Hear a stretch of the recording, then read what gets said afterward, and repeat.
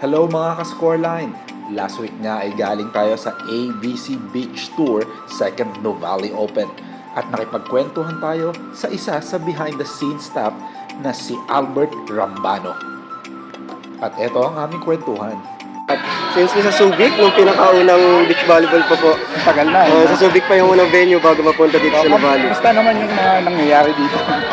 So far so good po, maganda, madaming kumbaga, dati hindi tayo sanay na may beach volleyball na hino-host, and then ngayon, puro international na hosting ng beach volleyball na tayo dito sa Philippines.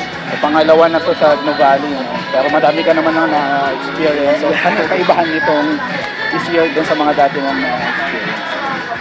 So, masasabi ko siguro, every year, parang paganda yung venue, mga ayos, ganyan. Kasi dati po, nag-start kami sa parang sa scratch. E ngayon, syempre, gumaganda na yung venue natin. Ngayon. Tapos ayun nga, na yung mga naging kaibigan ka na ba dito? Mga international? Sa mga players, meron na po. Yung mga lagi na pupunta dito. Mga Australian team, yan. Madalas kasi dito. Eh syempre, yung staff, isang circle lang naman ng LOC, ang Local Organizing Committee. So, yun, magkakilala naman po kami lang. Pinakain na ba natin sila ng mga delicacy natin? Actually, nung hindi player, one of the, anong company nga ba nila? Basta yung nakaraang BPT, mga foreigners na pinaka-media ng foreigner nung last time yun. Parang nag-request sila ng kung ano daw mga kakaiba dito, so dinala namin ng balot. Yeah.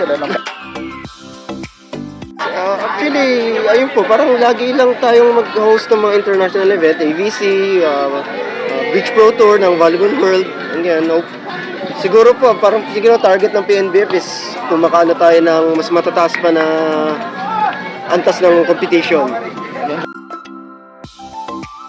Oh. Bira ako gawin to. Bira lang gawin. Ayan, first time na makakagawa to.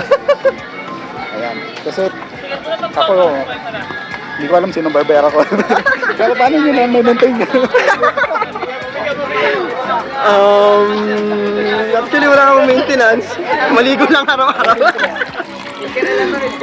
Kasi ganyan din buhok ko dati.